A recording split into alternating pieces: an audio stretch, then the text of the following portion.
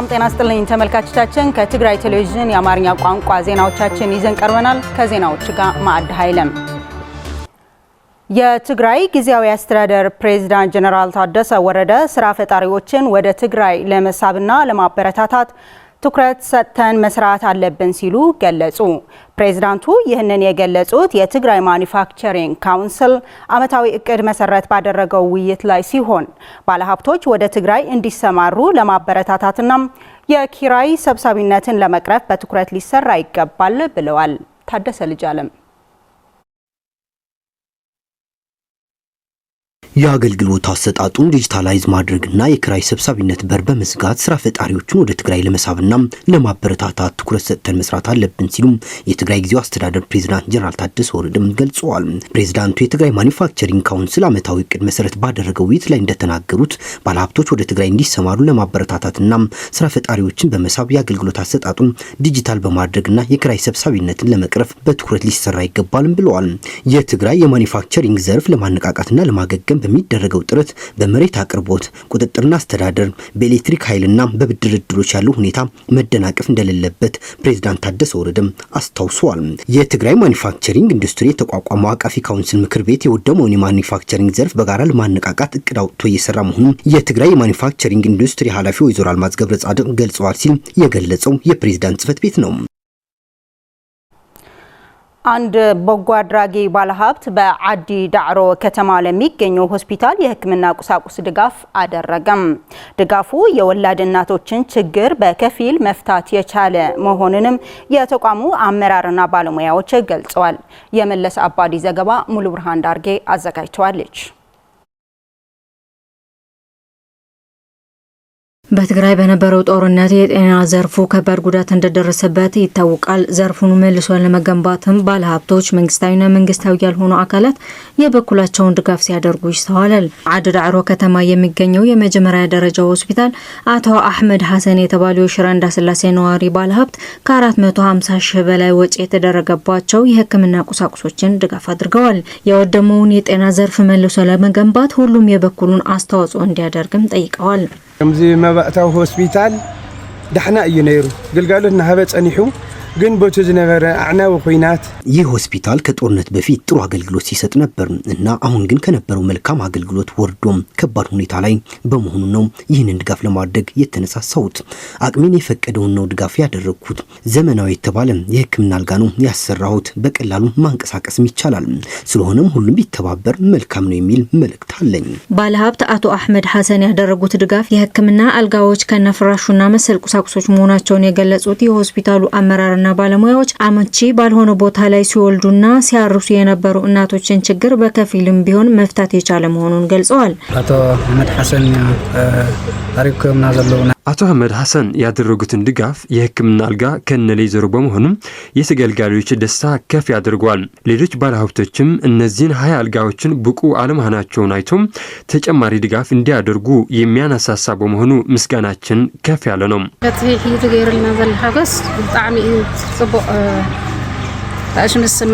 በሆስፒታሉ የሚወልዱ እናቶች በመጸዳጃ ቤት በየስፍራው ነበር ሲወልዱ የነበሩት። ስለዚህ ይህ ድጋፍ የተወሰደ ችግር መፍታት ይችላል ማለት ነው። በመሆኑም እናቶች ምቹ አገልግሎት ማግኘት ይችላሉ። ጥሩ ነው። እዚህ ተካለ ዝራያ ሰብ አብዝ ሐለፈ ተመልስካና በዝመጽው ነው ይመስል ነው። በዚህ ተቋም የሚገለገል ሰው ችግሩን ያውቀዋል። ተመልሶ ለመምጣትም አስቸጋሪ ነው የነበረው። በተለያዩ ድጋፍ አድራጊ አካላት አሁን የተሻለ ደረጃ ላይ ደርሷል። በዛ አካባቢ በርካታ ባለሀብቶች ስላሉ እነሱም ድጋፋቸውን ሊያደርጉ ይገባል። የአዲ ዳዕሮ ከተማ ከንቲባ ተወካይ አቶ አታክልቲ አስመላሽ በበኩላቸው በእኚህ በጎ አድራጊ ባለሀብት የተደረገውን ድጋፍ በጎ ጅምር መሆኑን በማየት ሌሎች ባለሀብቶችም ፈለጋቸውን በመከተል የቻሉትን ድጋፍ ሊያደርጉ እንደሚገባ ጠቁመዋል። አህመድ ሐሰን ገረመ ዘለው ሐጋዝ ለዚህ መባእታዊ ሆስፒታል መጀመርታ ይዝኸው ዘሎ ማለት አቶ አህመድ ሐሰን ያደረጉት ድጋፍ ለዚህ ሆስፒታል የመጀመሪያው ነው። በዚህ በርካታ ባለሀብቶች ስላሉ መልካም አስተሳሰብ ወደ ውስጣቸው አሳድረው ክፍተቱን ለመሙላት የበኩላቸውን ቢያደርጉ የሚል ሐሳብ አለኝ። ምስጋናዬም የላቀ ነው። የመቀለ የእርሻ ምርምር ማዕከል በትግራይ ደቡብ ምስራቅ ዞን 70 እንደርታ ወረዳ በሁለት ቀበሌዎች ለ100 አርሶ አደሮች መልካምና ማሾ የተሰኙ የማሽላና አተር ምርጥ ዘሮች እንዳስገባ ገለጸም። እርሻ ምርምር ኢንስቲትዩት በበኩሉ በትግራይ በተካሄደው የጄኖሳይድ ጦርነት ሳቢያ የምርጥ ዘር እጥረት ማጋጠሙን በማውሳት ችግሩን ለመፍታት ትኩረት ሰጥቶ እየሰራ መሆኑን ገልጿል። ለገብረመድህን ተወልደመድህን ዘገባ ፉርቱና ገብሩ። የመቀለ የእርሻ ምርምር ማዕከል በ2017 እና 2018 የምርት ዘመን በትግራይ ደቡብ ምስራቃዊ ዞን በሰብዓ እንደርታ ወረዳም በሁለት ቀበሌዎች ለ100 አርሶ አደሮች መልካም የሚባል አዲስ የማሽላና ማሾ የሚባል የአተር ምርጥ ዘሮች እንዳስገባ አሳውቋል።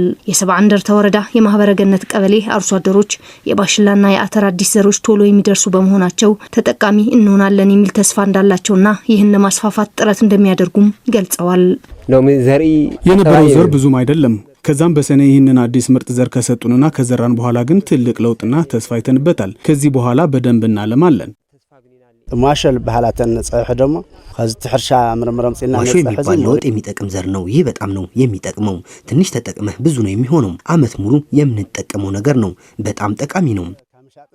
የምርምር ማዕከሉ የተቸገሩ አርሶ አደሮችን በእንስሳ ሀብት ሰርተው የሚቀየሩበት እድሎች በማመቻቸት ረገድ እየሰራ ያለው ስራ የሚመሰገን መሆኑንም አርሶ አደሮቹ ይናገራሉ። 100 ሺህ ብር ነው ያመጣ ነው። በብድር ድጋፍ አድርገውልናል። እነዚህ እንስሳ ገዝቼ እያተረፉ ከራሴ አልፎም ለቤተሰቤ የሆንኩ ነው። ድጋፍ ላደረጉልን በጣም ነው የምናመሰግናቸው። የፕሮጀክቱ አስተባባሪ አቶ መሐሪ አስፋው የመቀለ የእርሻ ምርምር ማዕከል በወረዳዋ የተጀመሩ አዳዲስ የምርምር ውጤቶች የዘርና ሌሎች ድጋፎች ተጠናክረው እንደሚቀጥሉ ተናግረዋል። ሁለት ጣቢያዎች ነው እየሰራን ያለ ነው። በማህበረ ገነት ላይ በ50 አርሶ አደሮች መልካም የተባለ የማሽላ ዘር በዚህ አካባቢ አይታወቅም ነበር። ይህንን ነው አሁን የዘራ ነው። ይህ ቶሎ የሚደርስና ደርቅ የሚቋቋም ነው። ፕሮጀክቱ በስርዓተ ምግብ የሚያተኩር ሆኖ በምግብ ተኮርና በእንስሳ ላይ ነው እየሰራን ያለ ነው።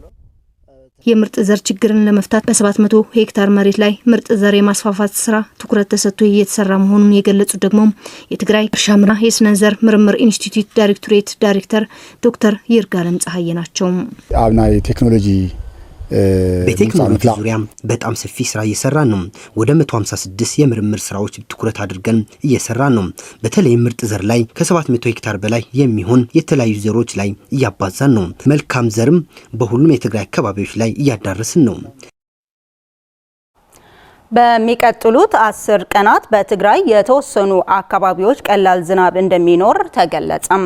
በሚቀጥሉት 10 ቀናት በትግራይ ምስራቃዊ፣ ደቡባዊ፣ ደቡብ ምስራቃዊ፣ ማዕከላዊ ዞኖች ቀለል ያለ የዝናብ ሽፋን ሊኖር እንደሚችል በትግራይ የሜትሮሎጂ ማዕከል ከፍተኛ ተመራማሪ አቶ ሀብተ ጸጋይ ገልጿል። በሚቀጥሉት ሳምንታት የሚኖረውን የዝናብ ሁኔታ ለማህበረሰቡ ይፋ እንደሚያደርጉና ይህን በመገንዘብም አርሶ አደሩ የደረሱ ሰብሎችን በአፋጣኝ እንዲሰበስብም አሳስቧል።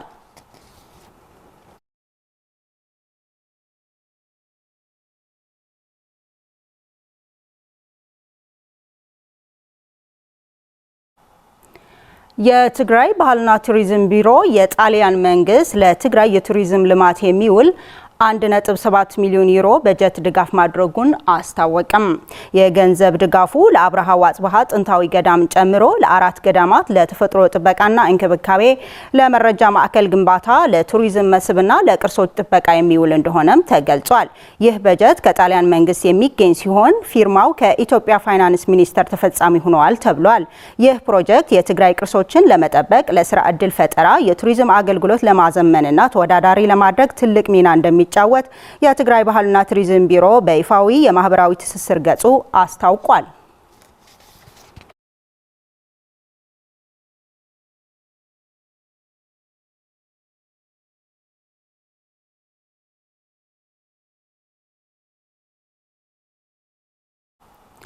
ወጋገን ባንክ ዓለም አቀፍ የክፍያ ካርድ አገልግሎቱን ለማጠናከር ከቪዛ ኢንኮኦፕሬትድ ጋር የአጋርነት ስምምነት ተፈራረመ። ስምምነቱ ባንኩ የሚሰጠውን አገልግሎት ለማዘመን እንደሚያግዝም ተገልጿል። ብርዛፍ ገብረ ጻድቃን ተጨማሪ አላት። በኢትዮጵያ በቀዳሚነት ከተመሰረቱት የግል ባንኮች አንዱ የሆነው ወጋገን ባንክ እና በመላው ዓለም የክፍያ አገልግሎት በመስጠት ስመጥር የሆነው ቪዛ ኢንኮርፖሬትድ ባንክ እየሰጠ ያለውን ዓለም አቀፍ የክፍያ ካርድ አገልግሎት ለማስፋፋትና ወደ ላቀ ደረጃ ለማድረስ የሚያስችል የ5 ዓመት የአጋርነት ስምምነት መፈራረሙ ተገለጸ። የአጋርነት ስምምነቱ ወጋገን ባንክ ለደንበኞቹ በሚያሰራጨው የወጋገን ቪዛ ዓለም አቀፍ ክፍያ ካርድ ብዛትና ደንበኞቹ በካርዱ በሚያንቀሳቅሱት የውጭ ምንዛሬ መጠን ላይ ተመስርቶ ከቪዛ ቁልፍ ስትራቴጂካዊ ድጋፎችን ማለትም የሰራተኞች ስልጠና፣ የተሻሻሉ ሶፍትዌሮችን ተጠቃሚ መሆንና ሌሎች አገልግሎቱን እንዲሁም የውስጥ አሰራሩን የሚያዘምኑ የተለያዩ የአቅም ግንባታ ድጋፎችን ማግኘት እንደሚያስችልም ተጠቁሟል። በተጨማሪ ወጋገን ባንክ የቪዛን ስጋት አስተዳደርና በቴክኖሎጂ የተደገፉ ዘመናዊ የትክክለኝነት ማረጋገጫ ስርዓት በመጠቀም ሁሉም የካርድ ተጠቃሚ የደንበኞች ደህንነቱ አስተማማኝ የሆነ አገልግሎት ተጠቃሚ እንዲሆኑ እንደሚያስችልም ተጠቁሟል። በወጋገን ባንክ በኩል የአጋርነት ስምምነቱ የፈረሙት የባንኪንግ አገልግሎት ዘርፍ ምክትል ስራ አስፈጻሚ የሆኑት አቶ ኪዳነ ገብረስላሴ የትብብር ስምምነቱ ወጋገን ባንክ አስተማማኝ ዘመኑን የዋጀና ለደንበኞቹ ከዓለም አቀፍ የባንክ ስርዓት ጋር ያስተሳሰረ የባንክ አገልግሎት ለመስጠት ያለውን ቁርጠኝነት ከማሳደግ አንጻር ትልቅ እምርታዊ ለውጥ እንደሚያመጣ ተናግረዋል። በተጨማሪ አቶ ኪዳኔ የአጋርነት ስምምነቱ በሁለቱ ተቋማት መካከል ያለውን ትብብር ወደ ላቀ ደረጃ በማድረስ ወጋገን ባንክ በፍጥነት እያደገ በሚገኝ የኢትዮጵያ የዲጂታል ባንክ አገልግሎት ስርዓት ውስጥ የራሱን ጉልህ አስተዋጽኦ ለማበርከት እንደሚያስችለው ጠቅሰዋል። በማዕከላዊና ምስራቅ አውሮፓ፣ መካከለኛው ምስራቅ እንዲሁም አፍሪካ የቪዛ ሪጅናል ፕሬዚዳንት የሆኑት አቶ ታሪቅ መሐመድ በበኩላቸው ቪዛ በኢትዮጵያ የዲጂታል ክፍያ አገልግሎትን ለማስፋፋት አካታች የፋይናንስ ስርዓትን ለመፍጠርና ለደንበኞች ዘመኑን የዋጀ ቀልጣፋ አገልግሎት ለመስጠት ከወጋገን ባንክ ጋር ያለውን አጋርነት ወደ ከፍተኛ ደረጃ ማሳደግ በመቻሉ የተሰማቸውን ደስታ ገልጸዋል። ሪጂናል ፕሬዚዳንቱ አክለውም የአጋርነት ስምምነቱ ሁለቱ ተቋማት በሀገሪቱ የዲጂታል ትራንስፎርሜሽን እውን በማድረግ ለደንበኞች አስተማማኝና ከመቼውም ጊዜ የላቀ ምቹ አገልግሎት ለመስጠት ያላቸውን ዘላቂ ትብብርና ቁርጠኝነት እንደሚያመላክት ተናግረዋል። በአሁኑ ወቅት ወጋገን ባንክ ከቪዛ ኢንኮርፖሬትድ ጋር በመተባበር የባንኩ ደንበኞች ወደ ውጭ ሀገር በሚጓዙበት ወቅት ምንም አይነት የውጭ ሀገር ጥሬ ገንዘብ መያዝ ያስፈልጋቸው በወጋገን ዓለም አቀፍ ክፍያ ቪዛ ካርድ በመጠቀም በመላው የዓለም ሀገራት በሚገኙ የኤቲኤም እና የክፍያ መፈጸሚያ ማሽኖች ወይም ፒኦኤስ ገንዘብ ማስተላለፍና በቀላሉ ክፍያ መፈጸም የሚያስችላቸውን አገልግሎት እየሰጠ እንደሚገኝም ተጠቅሷል። በተጨማሪ አገልግሎቱ በአሁኑ ወቅት በዓለማችን እየተስፋፋ በመጣው ኢኮሜርስና የበይነ መረብ አማካኝነት ግብይትና ክፍያ መፈጸም እንዲሁም በውጭ ሀገር ለሚኖሩ ትውልደ ኢትዮጵያውያን ዲያስፖራዎች ለቤተሰቦቻቸው፣ ለወዳጆቻቸው ተጨማሪ የዲጂታል ሐዋላ መላኪያ አማራጭ በመሆኑ ካሉበት ቦታ ሆነው በማንኛውም ጊዜ ደህንነቱ በተጠበቀ መንገድ በፍጥነት ገንዘብ መላክ ያስችላቸዋልም ተብሏል። የዓለም ጤና ድርጅት ማልዲቭስን ከእናት ወደ ልጅ የሚተላለፍ የኤችአይቪ የቂጥኝና የሂፐታይተስ ቢ ስርጭት በማጥፋት የመጀመሪያው ሀገር መሆኗን አስታውቋል። የዓለም ጤና ድርጅት ዳይሬክተር ዶክተር ቴድሮስ አድሃኖም በሀገሪቱ 3 ገዳይ በሽታዎች ሙሉ በሙሉ ማጥፋት የተቻለው የመንግስት አመራር ባደረገው ቁርጠኝነትና ቀጣይነት ያለው የኢንቨስትመንት ነው ሲሉ ገልጸዋል። በማልዲቭስን ሁለንተናዊ የጤና ሽፋንን ለማረጋገጥ ሰፊ ጥረት መደረጉ ነው የተገለጸው። ከ95 በመቶ በላይ ነፍሰ ጡር እናቶች የቀድመ ወሊድ እንክብካቤ ሲደረግላቸውና ተመሳሳይ ቁጥር ያላቸው ህጻናት የሂፐታይተስ ቢ ክትባት መሰጠታቸውም ተገልጿል። ትምህርት በሚጀምሩ ተማሪዎች ላይ ምንም አይነት የሂፐታይተስ ቢ በሽታ እንዳልተከሰተ የዓለም ጤና ድርጅት አረጋግጧል።